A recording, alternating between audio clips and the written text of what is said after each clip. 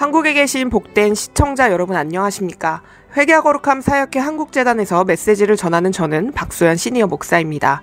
이 귀한 메시지를 전할 수 있게 허락해 주신 주님께 감사와 영광을 올려드립니다. 듣고 계신 모든 분들에게 이 메시지가 회개와 거룩함의 길로 접어드는 귀한 시간이 되시기를 기도드리겠습니다. 오늘 전해드릴 데이비드 워어 선지자님 설교 말씀의 제목은 날과 시는 알 수 없느니라입니다. 말씀 시작하도록 하겠습니다. 날과 시는 아무도 알 수 없느니라. 아무도 그 날과 시는 모른다는 것입니다. 여기에 깊은 계시가 있습니다. 선지자님께서 이 말씀을 전해드리는 이유는 메시아가 곧 오시기 때문입니다. 주님이 오시는 그 날과 시는 아무도 모릅니다. 선지자님께서 이 말씀을 여러분들에게 전하지 않으시면 여러분은 쉽게 잠들어 버린다고 말씀하셨습니다. 주님의 재림에 있어서 날과 시는 아무도 모릅니다. 마태복음 24장 36절에서 42절까지를 보겠습니다. 36절입니다. 그러나 그 날과 그 때는 아무도 모르나니 하늘의 천사들도 아들도 모르고 오직 아버지만 아시느니라. 심지어 하나님의 아들이신 메시아도 그가 재림하는 날과 시를 모른다고 합니다. 오늘 이 구절에 숨겨져 있는 모든 예언을 다 말씀드리겠습니다. 오늘 이 메시지를 다 듣고 돌아가시면 여러분은 분명히 달라질 것입니다. 평상시에 여러분이 아닐 것입니다. 37절입니다. 노아의 때와 같이 인자의 임함도 그러하리라. 38절. 홍수 전에 노아가 방주에 들어가던 날까지 사람들이 먹고 마시고 장가들고 시집가고 있으면서 자, 그 날과 시는 아무도 모른다고 했습니다. 심지어 천사와 교회로 오시는 메시아 자신도 말입니다. 메시아가 오시는 것은 노아의 때와 같다고 하십니다. 사람들이 먹고 마시고 하면 하나님의 목소리에 민감할 수 없게 됩니다. 노아의 때처럼 먹고 마시고 결혼합니다. 결혼은 좋은 것입니다. 하나님께서 만드셨습니다. 하지만 착각하지 마시기 바랍니다. 지금은 결혼이 주님께 가는데 오히려 산이 되었습니다. 파멸의 원인이 되었습니다. 우상이 되었습니다. 성령님이 오시는데 산이 되어서 막고 있습니다. 그런 결혼이 노아의 때에 있었습니다. 39절입니다. 홍수가 나서 그들을 다 멸하기까지 깨닫지 못하였으니 인자의 임함도 이와 같으리라. 여기 이렇게 기록되어 있다는 것은 반드시 성취될 것이라는 것입니다. 홍수가 나서 그들을 다 멸하기까지입니다. 마태복음 24장 40절입니다. 그때 두 사람이 밭에 있음에 한 사람은 데려가고 한 사람은 버려둠을 당할 것이요. 41절. 두 여자가 맷돌질을 하고 있음에 한 사람은 데려가고 한 사람은 버려둠을 당할 것이니라. 이 말은 천국은 가족과 함께 가지 못한다는 말입니다. 가족에 문제가 있어서 교회에 못 나왔어요. 제 부모님이 이 주의를 싫어해요. 제 아버지는 그 목사님을 싫어해요. 그래서 교회에 못 나와요. 남편과 약속을 했어요. 교회를 간다면 같이 가기로요. 아내가 가기를 거절했기 때문에 저도 못 나가겠어요. 라고 말합니다. 여기 두 사람이 한 침대에 있습니다. 한 사람은 데려가고 나머지는 남을 것입니다. 메시아가 오셔서 휴거가 일어나면 지구의 한 부분은 잠자고 있을 것이고 다른 부분은 사람들이 깨어 있을 것입니다. 여기에 먼저 일어나고 조금 있다 저쪽에 일어나는 것이 아니라 동시에 팍 하고 일어나는 것입니다. 결혼에서도 마찬가지입니다. 두 사람이 한 침대에 있습니다. 결혼한 커플입니다. 그래서 주님께서 성경에 말씀하고 계신 것입니다. 교회 안에서 결혼이 있어야 한다. 한 침대에 있는 두 사람 중 한 사람은 데려가고 한 사람은 남을 것입니다. 40절입니다. 그때 두 사람이 밭에 있음에 한 사람은 데려가고 한 사람은 버려둠을 당할 것이요. 영어 버전에서는 두 사람이 두 남자로 나옵니다. 영어로 two men입니다. 두 남자가 밭에서 일을 합니다. 우리는 남자들은 모두 밭에서 일해야 함을 압니다. 여기서 남자는 하인, 보통 하나님의 종을 말합니다. 특히 목사님을 말하는 것입니다. 그럼 여기서 두 목사님입니다. 이 말은 50%입니다. 100%가 그 밭에서 일하고 있는데 그들은 여기서 설교를 할 것입니다. 그런데 그 같은 밭에서 밥만 취하시는 것입니다.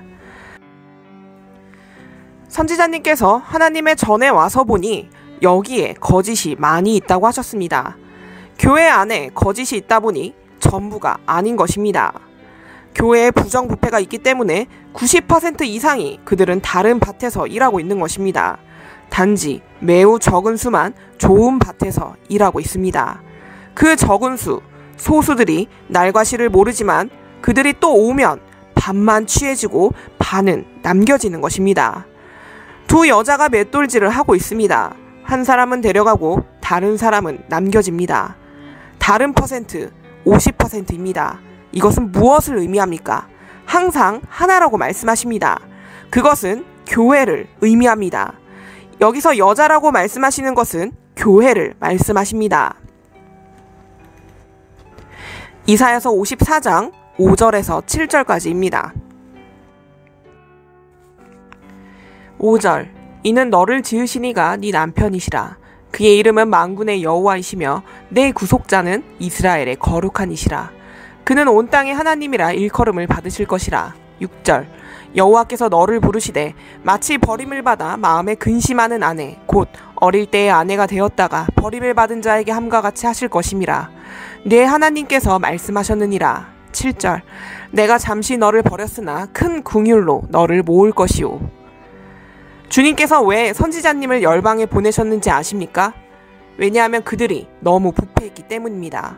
그래서 영광이 교회를 떠났습니다. 왜냐하면 하나님은 거룩하신 분이십니다. 거룩함이 없다면 하나님의 임재 앞에 서 있을 수 없습니다. 거룩함이 없다면 부흥이 설 수 없습니다. 여러분은 부흥이라면 쉽게 이야기하시죠. 하지만 교회에 음란죄가 있고 돈을 사랑하고 거짓 복음이 있고 주술과 미신이 있고 기만이 있다면 하나님의 임재는 교회에서 떠나십니다. 하지만 보십시오. 나중에 큰 긍휼로 너를 모아서 나에게도 데려올 것이다. 여기서 여자를 말씀하실 때는 언제나 교회를 말씀하시는 것입니다. 아시겠습니까? 마태복음 24장 42절입니다. 마태복음 24장 42절입니다. 그러므로 깨어있으라. 어느 날에 너희 주가 임할지는 너희가 알지 못함이니라. 아무도 날과 시를 모르기 때문에 노아의 때와 같이 깨어있으라는 것입니다. 여기에 메시지는 무엇일까요? 날과 시는 알려져 있지 않습니다. 천사도 모르고 메시아 그분도 모르십니다. 이 말은 여러분 우리는 얼마나 축복받은 교회라는 것입니까? 아무도 날과 시를 모르니 깨어서 조심하라는 것입니다. 조심하라는 말은 무슨 뜻입니까? 그 말은 방심하지 말고 경계하라, 조심하라는 말입니다. 즉 밖을 자세히 보고 조심하라, 깨어있으라는 말입니다. 기대하고 있으라, 그냥 있지 마라. 아, 메시아가 오신다. 아시겠습니까? 저는 회개와 거룩함 사역회에 속해 있습니다. 우리는 그 예언과 환상을 항상 듣고 있고 우리에게 가장 먼저 주십니다. 그리고 우리 사역회는 돈복음을 전하지 않아요. 괜찮아요. 라고 생각할 수 있습니다. 그러나 조심하십시오. 날과 시는 아무도 모르기 때문에 깨어서 조심하십시오. 경계를 하고 있으십시오. 계속 깨어 있으십시오. 학수고대하고 있으십시오. 깨어서 순종하고 있으십시오. 주님께서 여러분에게 믿음을 주시고 주님은 예수님을 믿음의 상징으로 또 믿음의 본보기로 또 교회가 따라가야 할 믿음의 이미지를 제시하셨습니다. 주님의 권세를 가진 메시아, 그 권위를 가진 메시아, 그 통치권을 가진 메시아, 영광을 가진 메시아이시지만 그분도 날과 시를 모릅니다. 너무 겸손하십니다. 왜 그런 줄 아십니까? 그 말은 자신도 메시아이시지만 그분도 믿음으로 나아간다는 말입니다. 그분도 믿음으로 기다린다는 말입니다. 그리고 아버지께서 약속을 하셨기 때문에 반드시 이루어질 것입니다. 반드시 오셔서 그분의 교회를 천국으로 구속하실 것입니다. 휴거된 교회를 영생으로 인도하시고 교회를 취하셔서 그 영광으로 인도하십니다. 이것이 주님께서 믿음에 대해서 우리에게 가르쳐 주시는 것입니다. 보지도 알지도 못한 채 마치 메시아가 모르시는 것처럼 우리도 믿음만 껴안고 주의 깊게 조심스럽게 그리고 기대하면서 계속 깨어 있어야 합니다. 노아의 때를 통해 주님께서 무엇을 말씀하시는 것일까요? 창세기 7장 11절에서 16절까지입니다. 노아가 600세 되던 해 둘째 달 곧 그 달 11의 날이라. 그날에 큰 기쁨의 샘들이 터지며 하늘의 창문들이 열려 12절 40주야를 비가 땅에 쏟아졌더라. 이 구절을 보시면 아무도 날과 시를 모른다고 말씀하셨을 때 무엇이 숨겨져 있는지 이해할 수 있을 것입니다. 노아의 때에 무엇이 주된 특징이었는지 보고 우리가 진짜 메시아가 오실 때는 주위에서 우리는 졸지 않고 깨어 있을 수 있을 것입니다. 자, 그날의 지구 아래 샘들이 터졌습니다. 오래전에 이미 노아를 통해서 이 일이 일어날 것이라고 경고하셨습니다.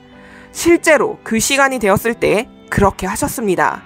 무슨 말이냐면 그것은 사람들이 먹고 마시고 장가들고 시집가고 했기 때문에 죄가 지구상에 들어왔습니다. 죄가 사람들에게 들어왔습니다. 죄가 교회에 들어왔습니다. 그렇기 때문에 배반이 있습니다. 반란입니다. 어느 누구도 의로운 길을 걷는 사람이 없습니다. 오늘의 교회를 보십시오. 비슷한 배반이 있습니다. 모든 사람이 육을 위해서 살고 있습니다. 아무도 거룩해지고 싶은 사람이 없습니다. 아무도 의로운 길을 걷고 싶어하는 사람이 없습니다. 큰 배반이 있습니다. 이것이 지금 교회를 태우고 있는 것입니다. 목사들은 거짓을 설교하고 있습니다. 목사들이 죄를 책망하지 못하고 있습니다. 이것이 배반이고 반역입니다. 그렇기 때문에 샘들이 터진 것입니다. 그것은 지진에 의한 원인이었습니다. 땅 아래의 바위가 흔들리니 물이 터져 나온 것입니다. 그리고 하늘도 열렸습니다. 들어보십시오. 그렇다면 왜 지진이 일어난 걸까요? 예레미야서 10장 10절입니다. 이 10절을 보고 다시 돌아오겠습니다. 오직 여호와는 참 하나님이시오 살아계신 하나님이시오 영원한 왕이시라. 그 진노하심에 땅이 진동하며 그 분노하심을 이방이 능히 당하지 못하느니라. 이제 노아의 때를 이해하시겠습니까? 죄가 있었고 반역이 있었습니다. 이사야 13장 13절입니다. 그러므로 나 만군의 여호와가 분하여 맹렬히 노하는 날에 하늘을 진동시키며 땅을 흔들어 그 자리에서 떠나게 하리니. 그래서 지진을 이용하여 샘물을 터지게 한 것입니다. 반역 때문입니다. 자, 다시 돌아와서 창세기 12절입니다. 40주야를 비가 땅에 쏟아졌더라. 이것은 무슨 뜻입니까? 스페인어로 40이라는 숫자는 시험기간, 준비기간이란 뜻입니다. 진짜 의미는 증명할 시간, 증명하는 것입니다. 다른 말로 하면 교회를 정화할 시간이라는 뜻입니다. 노아의 때에 홍수로 다 씻어버렸습니다. 주님은 죄로부터 지구를 정화시킨 것입니다. 이사야가 주님의 재림을 보았을 때 이사야서 26장 19절에서 21절입니다. 주의 죽은 자들은 살아나고 그들의 시체들은 일어나리이다. 티끌에 누운 자들아 너희는 깨어 노래하라. 주의 이슬은 빛난 이슬이니 땅이 죽은 자들을 내놓으리로다. 내 백성아 갈지어다. 네 밀실에 들어가서 네 문을 닫고 분노가 지나가기까지 잠깐 숨을지어다. 보라, 여호와께서 그의 처소에서 나오사 땅의 거민의 죄악을 벌하실 것이라. 땅이 그 위에 잦았던 피를 드러내고 그 살해당한 자를 다시는 덮지 아니하리라. 여러분, 이제 정화에 대해서 이해하시겠습니까? 노아의 때와 같이 인자의 임함도 이와 같으리라. 40은 시험, 40은 증명, 40은 정화입니다. 잘 들어보십시오. 정화시키는 것은 두 가지의 단계가 있습니다. 첫 번째의 정화는 스가랴서에서 나온 13장 7절에서 9절까지의 말씀입니다. 만군의 여호와가 말하노라. 카라, 깨어서 내 목자, 내 짝된 자를 치라. 목자를 치면 양이 흩어지려니와 작은 자들 위에는 내가 내 손을 들이우리라. 여호와가 말하노라. 이 온 땅의 3분의 2는 멸망하고 3분의 1은 거기 남으리니 내가 그 3분의 1을 불 가운데에 던져 은같이 연단하며 금같이 시험할 것이라. 그들이 내 이름을 부르리니 내가 들을 것이며 나는 말하기를 이는 내 백성이라 할 것이요 그들은 말하기를 여호와는 내 하나님이시라 하리. 자, 온 땅에서 3분의 2는 멸망하고 3분의 1은 거기 남으리니 그 3분의 1을 불에 통과시켜 정화하리라. 자, 남은 자 중에 남은 자입니다. 적은 수일지라도 불에 통과시키고 그런 후에 은같이 연단하여 금같이 시험할 것이라. 이것이 첫 번째 시험입니다. 첫 번째 정화입니다. 메시아의 재림이 가까이 올 때 소수의 열 처녀처럼 열 처녀가 주님을 영접했을 때 그들의 사랑이 흘러나오는 것처럼 여러분이 주님을 만날 때 사랑이 흘러나옵니다. 그것이 여러분이 세상에 빛이 되는 이유입니다. 그래서 세상이 여러분이 걷고 있는 빛의 선행을 보면 세상이 하늘에 계신 하나님을 찬양할 것입니다. 그리고 나사렛 예수님을 따라 걸을 것입니다. 그것이 부흥입니다. 하지만 잘 들어보십시오. 열처녀, 그들은 무엇을 했습니까? 주님께서는 주님의 재림을 말씀하셨습니다. 하나님의 왕국은 그들이 등불을 들고 메시아를 기다리기 위해 나간 열처녀와 같다고 하셨습니다. 그들은 메시아를 기다리기 위해 나갔습니다. 그 나간 것은 구별을 의미합니다. 메시아를 기다리기 위해 그들은 나갔습니다. 하지만 보십시오. 교회 전체에서 오직 10명뿐입니다. 그것은 남은 자들이고 주님이 정결케 한 자들입니다. 남은 자를 정결케 하셨습니다. 정결케 한 자는 10명입니다. 그리고 그 중에 정결케 한 자는 오직 5명입니다. 5명만 남았습니다. 이들은 이미 남은 자들이었습니다. 그러나 주님이 정결케 하셨을 때 남은 자의 반만 들어가는 것입니다. 지혜로운 5명만입니다. 날과 시는 모릅니다. 선지자님께서 밖에 나가보니 우리들 중에 몇몇은 자고 있는 것을 보았기 때문이라고 하셨습니다. 어떻게 이렇게 늦게까지 잘 수 있습니까? 메시아의 오심을 기다리고 준비하고 있는 이 사역회에 있는 여러분들에게 더욱더 비극적인 일이 될 것입니다. 자고 있다면 실패할 것입니다. 선지자님을 통해 천국의 진행 상황을 다 들은 당신입니다. 혼인잔치의 준비가 끝남을 알려주는 천국의 혼인반지와 죽은 자들의 휴거, 자정까지 1분 남은 천국 시계까지 푸른색 펜으로 쓴 나는 간다, 나는 간다, 나는 간다라고 쓰신 주님의 말씀들. 그래서 계속 교회를 준비시켜 주셨습니다. 그런데 어떻게 실패를 합니까? 당신이 실패한다면 차에서 술을 마시는 사람이 와서 당신에게 이렇게 이야기할 것입니다. 와, 당신이 남았네요. 나야 술집에서 여자들과 놀고 마신 사람이라 당연하지만 당신은 거룩한 교회에서 거룩한 찬양을 하던 사람이 아닌가요? 근데 어떻게 나처럼 남았습니까? 아, 당신도 남았네요. 여러분, 그래서 날과 시는 모르지만 그것을 준비하라는 계시를 나누기 위해서 선지자님께서 지금 오늘 여기에 있는 것입니다. 우리는 2단계의 정화를 주의 깊게 보았습니다. 노아 시대에 심판이 왔을 때 40일 밤낮 동안 비가 와서 홍수가 났습니다. 40일이 성경에서 무슨 의미인지도 보았습니다. 40은 성경에서 시험할 시간을 나타냈습니다. 증명할 시간, 정화의 시간 말입니다. 주님께서 지구를 정화하신 것입니다. 들어보십시오. 이스라엘의 자녀들이 이집트를 떠났을 때 그들은 이집트에 대한 확신을 가지고 있었습니다. 그들은 이집트에 대한 확신이 있었습니다. 그들은 이집트와 비슷했습니다. 그들은 이집트의 죄를 입고 있었습니다. 그들은 세상에 따라서 건설되었습니다. 그들은 이집트에 따라 마음을 먹었습니다. 주님께서 말씀하시길 메시아의 오심은 노아의 때와 같으니라. 노아의 때 그날이 올 때까지 사람들은 먹고 마시고 장가들고 시집갔습니다. 이스라엘 사람들은 마찬가지였습니다. 이집트에 있었을 때 그들은 닭고기를 먹곤 했습니다. 그런데 사실 그들은 노예였습니다. 그 말은 그들은 음식을 위해서 일한 것이었습니다. 하루 일을 마쳐야 고기와 빵을 가지고 돌아와서 먹었습니다. 그래서 그들을 주님께서 노예에서 벗어나게 해서 40년간 광야로 데리고 가신 것이었습니다. 주님은 이집트 사람들을 죽여야 했습니다.